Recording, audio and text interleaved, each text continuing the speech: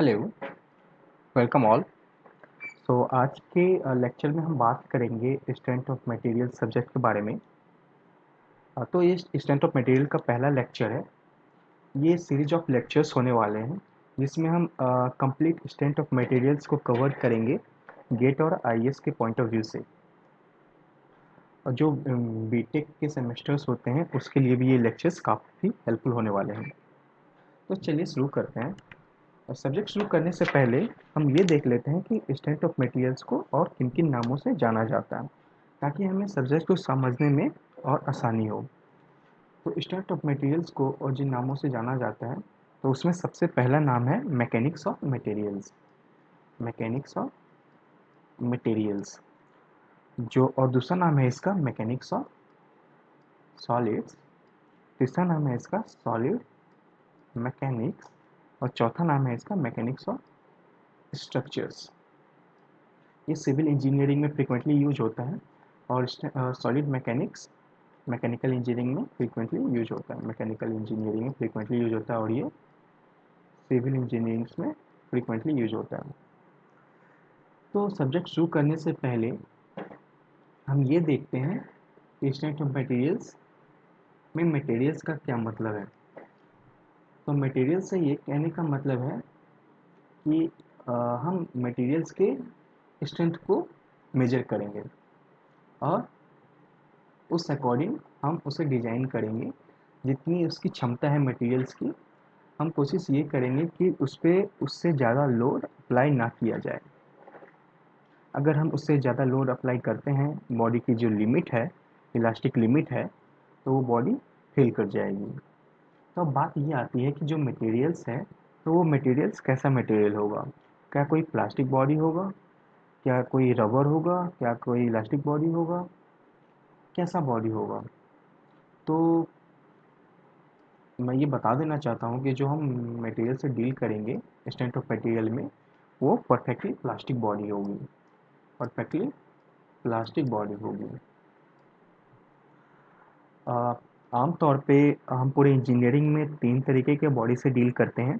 एक perfectly elastic body जो हम स्ट्रेंथ ऑफ मटेरियल्स में काम में लेते हैं। और आपने 10th 11th में पढ़ा होगा, स्कूल डेज में पढ़ा होगा कि हम रिजिड बॉडी का यूज करते हैं बॉडी के मोशन को देखने के लिए। रिजिड बॉडी जो बॉडी है वो जनरली इंजीनियरिंग मैकेनिक्स में काम में आती है। इंजीनियरिंग मैकेनिक्स में काम में आती है।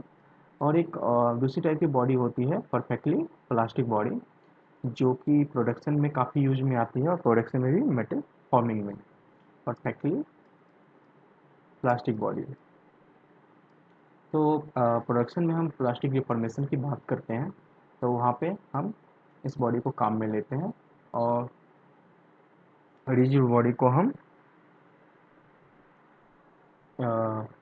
इंजीनियरिंग मैकेनिक्स में काम में लेते हैं। तो आइए समझने की कोशिश करते हैं कि ये रिजिड बॉडी और परफेक्टली इलास्टिक बॉडी में क्या डिफरेंसेस पॉसिबल हैं।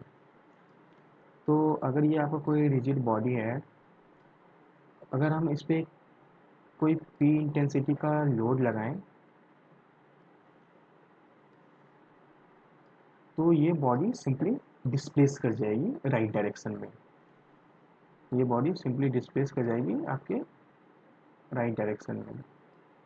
इस डायरेक्शन में आपकी बॉडी सिंपली डिस्प्लेस कर जाएगी। अगर हम स्ट्रेंथ ऑफ मटेरियल के टर्म में बात करें, मान लीजिए आपका कोई रिजिड बॉडी है और हमने इस पे लोड लगाया, और लोड हमारा टेंसाइल इन नेचर है। टेंसाइल कहने का मतलब ये है, जब भी हम टेंसाइल लोड लगाते हैं तो वो बॉडी को इलोंगेट करने की कोशिश करता है। अगर लोड कंप्रेसिव हो तो वो बॉडी को कंप्रेस करने की कोशिश करता है। जब भी बॉडी इलोंगेट होगी तो उसके लेंथ इंक्रीज कर जाएंगे, जब भी बॉडी कंप्रेस होगी तो उसके लेंथ डिक्रीज कर जाएंगे। ठीक। तो अगर दो हमने लोड लगाया इक्वल मैग्नीट्यूड का बट अपोजिट इन डायरेक्शन, जैसा कि आप देख सकते हो, एक लोड जो है राइट डायरेक्शन की ओर जा रहा है और एक लोड जो है लेफ्ट डायरेक्शन की ओर जा रहा है। मीन्स कि इन दोनों के डायरेक्शन तो अलग अलग हैं, बट इन दोनों का मैग्नीट्यूड सेम है। यहाँ पे भी पी मैग्नीट्यूड का लोड है, यहाँ पे भी पी मैग्नीट्यूड का लोड है। अगर हमें इसे कोई वैल्यू देना हो तो हम ये बोल सकते हैं कि यहाँ पे अगर हमने 5 न्यूटन का लोड लगाया है तो इधर भी हम 5 न्यूटन का लोड लगाएंगे। तो हमारा मैग्नीट्यूड तो सेम है, बट एक लेफ्ट वर्ड है और एक राइट वर्ड है। तो उस केस में क्या होगा, ये बॉडी हमारी डिफॉर्म कर जाएगी।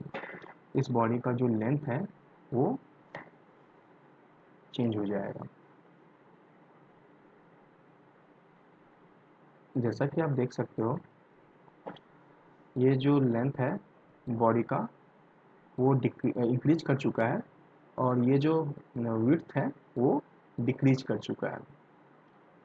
तो क्योंकि ये प्लेन बॉडी है, सिर्फ हम एक्स या वाई डायरेक्शन में बात कर रहे हैं, हम जेड डायरेक्शन को नेगलेक्ट कर रहे हैं यहाँ पे। तो हम सिर्फ दो डायमेंशन की बात करेंगे, लेंथ और विड्थ।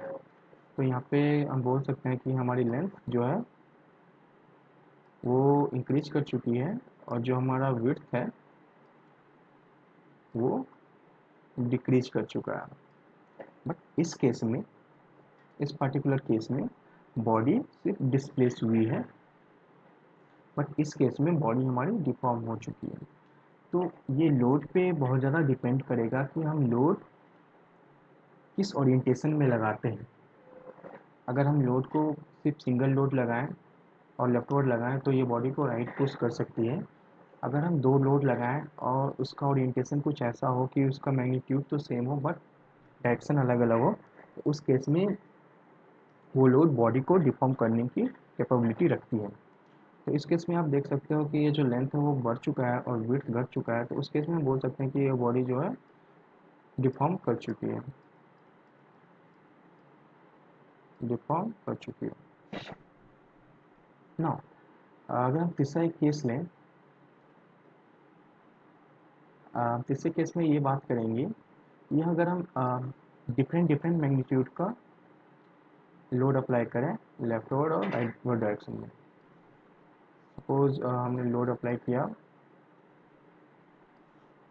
एक लेफ्ट वर्ड में और एक राइट वर्ड में।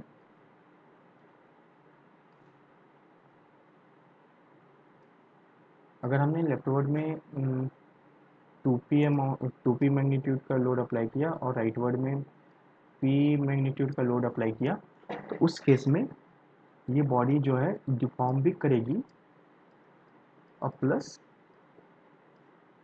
डिस्प्लेस भी करेगी।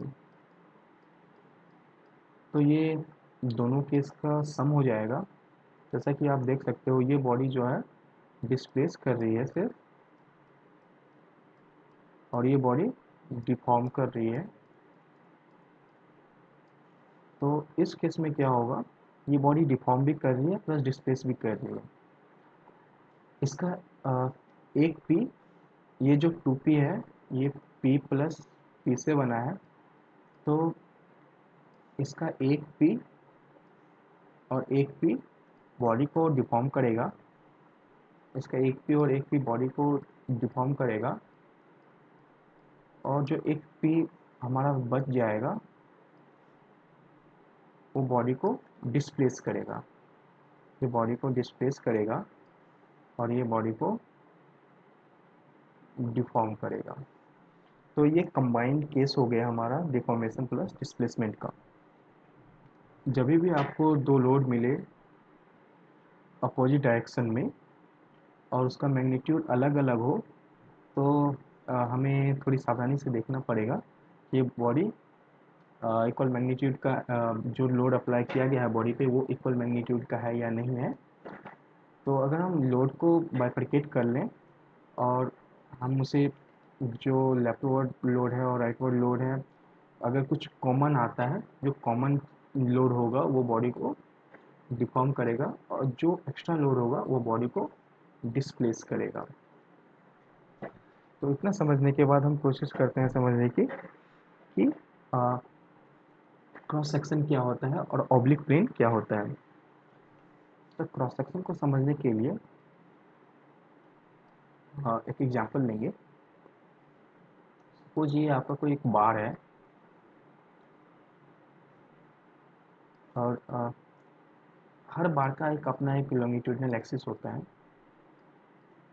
जो कि उसके लेंथ के अलोंग होता है। सपोज कि ये लॉन्गिट्यूडिनल एक्सिस है, हमने बार को हॉरिजॉन्टली प्लेस किया है। ये आपका लॉन्गिट्यूडिनल एक्सिस है जो लेंथ के अलोंग है।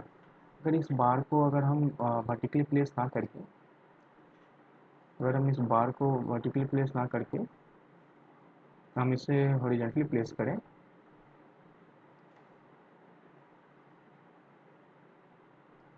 उस केस में जो आपका लॉन्गिट्यूडिनल एक्सिस होगा वो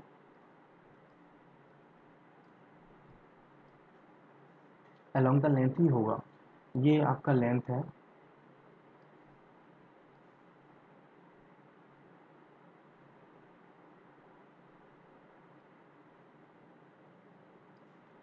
ये आपका लेंथ है और यहाँ पे आपका लेंथ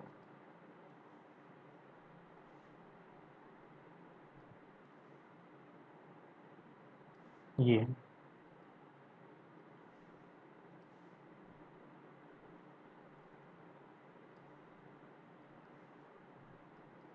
जैसा कि हम देख सकते हैं जो भी लेंथ के अलोंग जो एक्सिस होगी वो हमारी लॉन्गिट्यूडिनल एक्सिस कहलाएगी। आई होप इतना समझ में आया होगा। हम क्रॉस सेक्शन कौन से प्लेन को बोलते हैं और ऑब्लिक प्लेन कौन से प्लेन को बोलेंगे। तो क्रॉस सेक्शन को समझने का तरीका ये है कि जो भी प्लेन लॉन्गिट्यूडिनल एक्सिस को 90 डिग्री पे बाइसेक्ट करे वो प्लेन हमारी क्रॉस सेक्शन की प्लेन होती है। तो यहाँ पे हम देख सकते हैं कि ये जो लाइन है, तो क्योंकि आप 2D फिगर देख रहे हो तो ये आपको फ्रंट व्यू से देखने पे एक लाइन नज़र आएगी और उसका जो बैक का साइड है वो बैक में है। आप इसे 2D प्लेन पे नहीं देख सकते। तो आप इसे देख सकते हो कि ये जो लाइन है ये लॉन्गिट्यूडिनल एक्सिस के परपेंडिकुलर है। तो ये जो लाइन है आपकी, आप इसे बोल सकते हो ये कि क्रॉस सेक्शन है इस बार का। किसी भी बॉडी में क्रॉस सेक्शनल प्लेन सिर्फ वही हो सकता है जो कि लॉन्गिट्यूडिनल एक्सिस को परपेंडिकुलरली बाइसेक्ट करे, और परपेंडिकुलर बाइसेक्ट हमेशा 90 डिग्री पे होता है। नाउ इस केस में आपका क्रॉस सेक्शन क्या है? इस केस में आपका क्रॉस सेक्शन ये है। ये भी आपका 90 डिग्री है तो ये भी आपका क्रॉस सेक्शन हुआ। इस केस में भी ये क्रॉस सेक्शन है और ये क्रॉस सेक्शन है।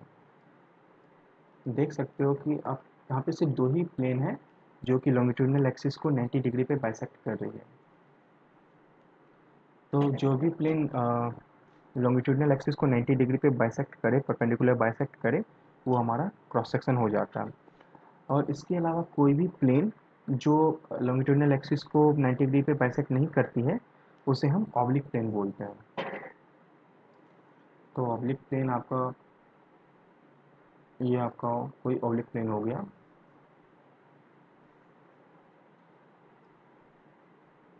ये आपका ऑब्लिक प्लेन हो गया। आप ये देख सकते हो कि ये जो प्लेन है, ये जो लाइन है,